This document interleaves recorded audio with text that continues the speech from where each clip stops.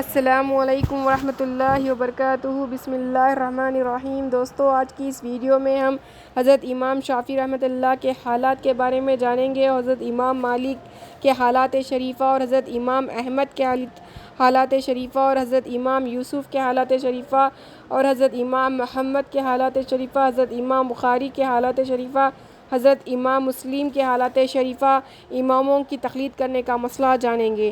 تو چلیے ویڈیو شروع کرتے ہیں۔ ویڈیو شروع کرنے سے پہلے آپ سے گزارش ہے کہ ہمارے ویڈیو کو لائک، شیئر، سبسکرائب ضرور کیجیے۔ حضرت امام شافعی آپ قریشی ہے، اور اسم شریف آپ کا محمد ہے، اور شافعی لقب ہے۔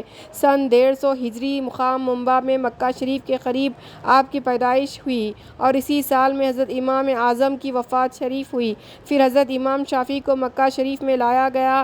آپ 7 برس کی عمر میں حافظ قرآن ہو گئے تھے، سبحان اللہ، اور بہت سی حدیثیں بھی یاد کر لی تھی۔ پھر مکہ شریف سے مدینہ شریف میں آ کر حضرت امام مالک رحمۃ اللہ علیہ سے ان کی کتاب موطا پڑھی، اور آپ 15 برس کی عمر میں پورے عالم ہو گئے۔ اس وقت کے بڑے بڑے بزرگ عالموں نے آپ کے علمی لیاقت اور دین میں مضبوطی دیکھ کر آپ کی فتوے دینے کی اجازت دے دی، اور آپ کو دین کی خدمت کے لیے پسند فرما لیا۔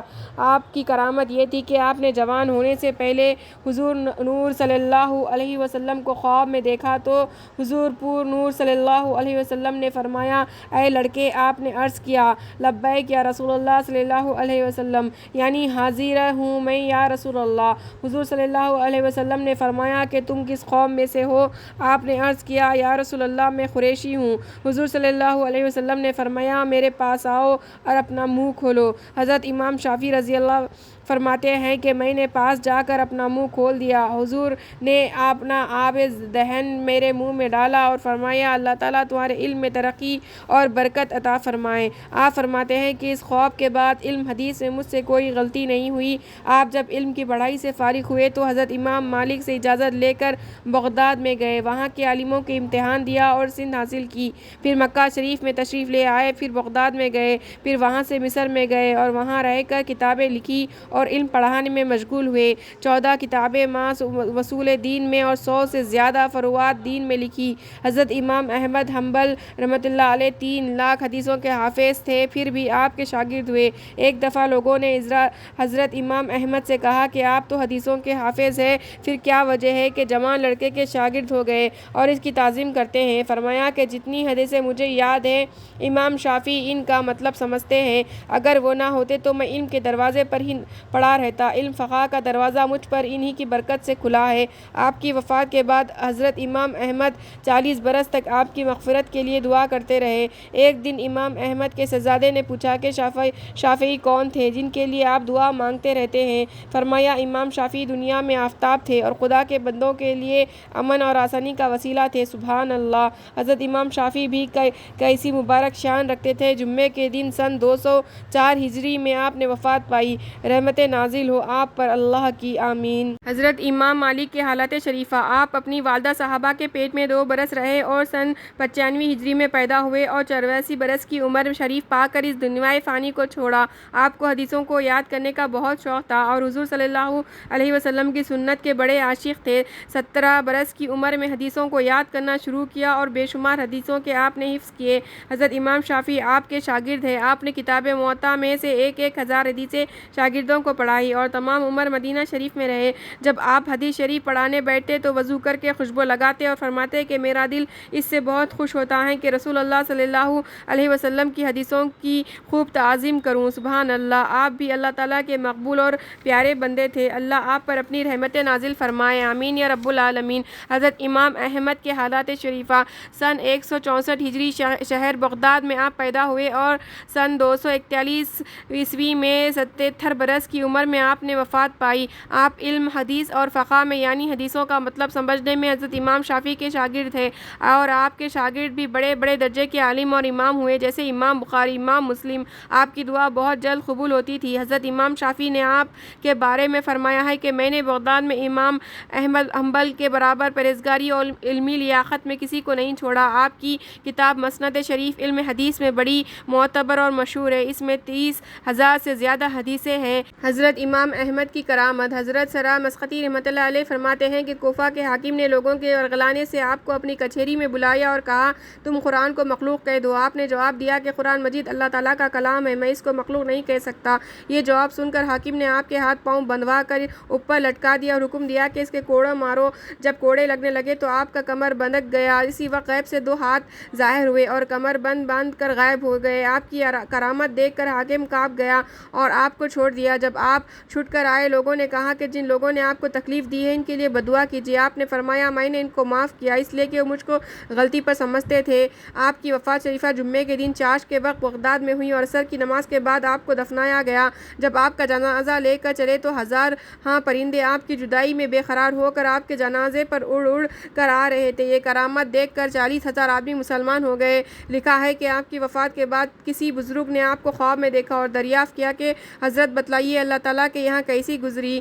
فرمایا میرے رب نے مجھ کو بخش دیا اور بزرگی کا تاج میرے سر پر رکھ دیا، اور مجھ سے فرمایا گیا اے احمد، یہ بزرگی کا تاج اس مسئلے کی بدولت تم کو دیا گیا ہے کہ تم نے ہمارے کلام کو مخلوق نہیں کہا تھا اور تکلیف برداشت کی تھی۔ اللہ اکبر، آپ بھی بڑی شان کے امام تھے، اللہ تعالیٰ آپ پر اپنی رحمتیں نازل فرمائے۔ حضرت امام یوسف کے حالات شریفہ۔ آپ حضرت امام اعظم رحمۃ اللہ علیہ کے شاگرد ہیں۔ آپ 3 بادشاہوں کے یہاں قاضی بھی رہے۔ آپ دن رات دین کی خدمت میں لگے رہتے تھے، لیکن پھر بھی دن رات میں علاوہ فرض نمازوں کے 200 رکعت نفل نماز پڑھتے تھے۔ قرآن مجید کی تفسیر کے آپ حافظ تھے۔ سن 180 ہجری میں آپ نے وفات پائی۔ سبحان اللہ، آپ بھی بڑی شان عظیم رکھتے تھے، اللہ تعالیٰ آپ پر اپنی رحمتیں نازل فرمائے۔ حضرت امام محمد کے حالات شریفہ۔ آپ بھی حضرت امام اعظم کے شاگرد ہیں۔ آپ قرآن و حدیث کے علم میں اتنا بڑا درجہ رکھتے تھے کہ حضرت امام شافعی آپ کے شاگرد ہیں۔ آپ کے اور بھی شاگرد بڑے بڑے بزرگ عالم ہوئے تو 999 کتابیں دین کی خدمت میں آپ نے لکھی۔ سن 180 ہجری میں آپ نے وفات پائی۔ سبحان اللہ، آپ بھی بڑے شان کے امام تھے رحمۃ اللہ علیہ۔ حضرت امام بخاری کے حالات شریفہ۔ آپ جمعے کے دن 13 شوال 194 ہجری میں نابینا ہی پیدا ہوئے۔ آپ کی والدہ کو بہت غم رہتا تھا اور دعا کرتی رہتی تھی کہ حضرت ابراہیم علیہ السلام ان کو خواب میں نظر آئے اور فرمایا بیٹی تمہارے بیٹے کی آنکھیں درست ہو گئی، اللہ تعالیٰ کو تمہارا رونا اور دعا کرنا بہت پسند آیا۔ جب آپ صبح کو اٹھے تو آنکھوں کو درست پایا۔ آپ کی والدہ کو نہایت مسرت ہوئی۔ پھر 10 برس کی عمر میں آپ کو علم پڑھنے کا شوق پیدا ہوا۔ جس جگہ قرآن و حدیث کا علم سنتے وہاں جا کر علم حاصل کرتے، یہاں تک کہ آپ بہت بڑے درجے کے عالم اور فاضل ہو گئے اور استادوں سے امتحان دے کر سندیں حاصل کی۔ پھر اپنے بھائی اور والدہ کے ساتھ حج کو گئے اور وہیں رہنے لگے اور 6 لاکھ حدیثوں میں سے خوب سوچ سمجھ کر اپنی کتاب بخاری شریف لکھی۔ قرآن مجید کے بعد عالموں کے نزدیک بخاری شریف علم و حدیث میں سب کتابوں سے بڑا درجہ رکھتی ہے اور بڑی معتبر اور مشہور ہے۔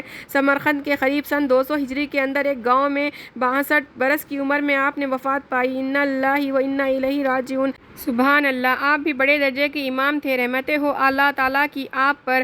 حضرت امام مسلم کے حالات شریفہ۔ آپ نیشا پور کے رہنے والے ہیں۔ سن 200 ہجری میں آپ پیدا ہوئے۔ آپ نے بڑے بڑے بزرگ عالموں سے علم حاصل کیا اور امتحانوں میں پاس ہو کر سندیں حاصل کی۔ علم سے فارغ ہو کر آپ نے اپنی کتاب مسلم شریف لکھی۔ بخاری شریف کے بعد علماء کے نزدیک علم حدیث میں اس کا بڑا درجہ ہے اور بڑی معتبر اور مشہور ہے۔ 57 برس کی عمر پا کر آپ نے وفات پائی۔ انا اللہ و انا الیہ راجعون۔ سبحان اللہ، کتنی بڑی شان کے آپ امام تھے، رحمتیں ہو آپ پر اللہ تعالیٰ کی۔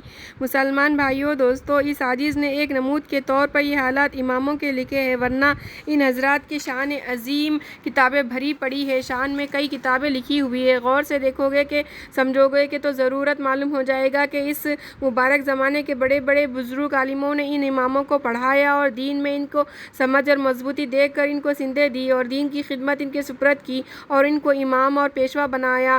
آج کل کی طرح وہ دجال پن نہیں تھا کہ کچھ صرف نحوس اور 2-4 کتابیں عربی کی پڑھ کر خود ہی علماء اور متدین بن گئے اور دین کی باتوں میں اپنی رائے دینے لگے۔ اس کی ایسی مثال ہے جیسے کوئی آدمی سورہ اخلاص زبانی یاد کر کے دعویٰ کر دے کہ میں بھی حافظ قرآن ہوں، یا کوئی 2-4 نسخہ یاد کر کے کہے کہ میں بھی حکیم ہوں، اور سراسر غلط ہے۔ کسی نے سچ کہا ہے کہ نیم ملا خطرہ ایمان اور نیم حکیم خطرہ خطرات جان۔ خوب یاد رکھو، جب تک کسی شخص کو علماء خوانی پسند نہ کرے وہ اس قابل نہیں کہ دین کی باتوں میں اس کی رائے پر عمل کیا جائے۔ ایسے ہی بے علم اور جاہل لوگوں کی وجہ سے مسلمانوں میں فرقے بنتے چلے جاتے ہیں اور جھگڑے فساد ہوتے رہتے ہیں۔ اماموں کی تقلید کرنے کا مسئلہ۔ از حکیم علامت حضرت مولانا اشرف علی صاحب رحمۃ اللہ علیہ تھانوی چشتی حنفی۔ یہ خیال بالکل غلط ہے کہ بعض علوم سینہ بسینہ ہیں۔ ہاں، یہ ضرور ہے کہ بعض علوم فہم علی سے سمجھ میں آتے ہیں، اقل متوسط یا ادنیٰ ان کے سمجھنے کے لیے کافی نہیں۔ اسی واسطے اتباع مجتہدین کی ضرورت ہے اور مجتہدین کے کلام کو سمجھنے کے لیے ہر زمانے میں علماء متقین کا اتباع ضروری ہے کہ کیونکہ مجتہدین یعنی اماموں کے کلام کو بھی ہر شخص نہیں سمجھ سکتا۔ صحابہ اگر دین سنبھالنا چاہتے ہو تو ہر مسلمان کو اس کی ضرورت ہے کہ کسی متقی عالم کا اتباع کرے، اس کے بغیر کام نہیں چل سکتا۔